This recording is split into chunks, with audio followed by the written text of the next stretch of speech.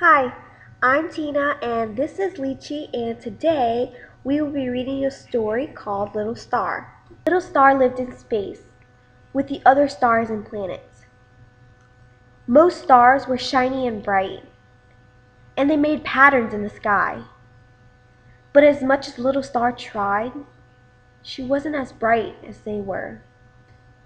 One night, when the other stars were dancing around the moon, Little Star tried to find her friend, Twinkle.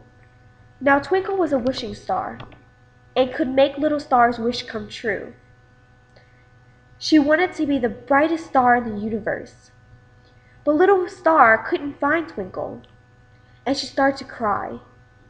Would she ever be as bright as the other little stars? Suddenly, she heard a friendly voice calling, Little Star, grab onto my tail, and I will take you for a ride." It was Corky, the comet. Corky had a silvery tail and was always rushing through space. "Where are we going?" Little Star asked Corky. "We're going to visit my old friend, Mr. Sun, the biggest and brightest star of all." Little Star was so excited that she nearly fell off Corky's tail. As Corky sped through space, Little Star could feel the warm glow from Mr. Sun getting closer. "We'll fly once around Mr. Sun and then return home for tea." Little Star couldn't wait. As he got near, Corky heard Little Star shout out, "Hello, Mr. Sun." Mr. Sun slowly turned around to see who was talking to him. "Well, if it isn't my old friend Corky. And who have you brought to see me today?" "This," Mr. Corky said, "is my new friend Little Star." "It's a pleasure to meet you, Mr. Sun," said Little Star. "I wish I was as big and bright as you are."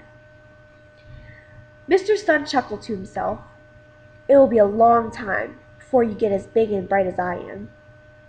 But you'll be much brighter sooner than you think," he said, winking at Corky. Then Mr. Sun reached out, and his long shimmery arm shook Little Star's. And he let go, and a strange thing happened. Little Star felt tingly inside. Her eyes lit up, and suddenly she started to grow brighter and brighter. "Looks like Mr. Star has cheered you up," Mr. Corky said.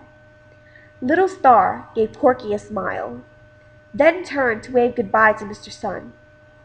"Thank you for making me brighter, Mr. Sun. You always were. You just had to feel it inside," said Mr. Sun.